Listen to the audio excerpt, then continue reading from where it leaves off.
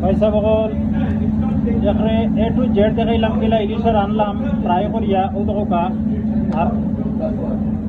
আপনার রানবা OLA relax রান্দা লাগে উলাউলি করলে বেশ ইচ্ছ না কোনো কিছু হইতে না ও দোকা বেশি দিয়ে রাঁধছি জাহারিটা আলহামদুলিল্লাহ খুব টেস্টি গো ও দোকা উড়ির বেশি দিছে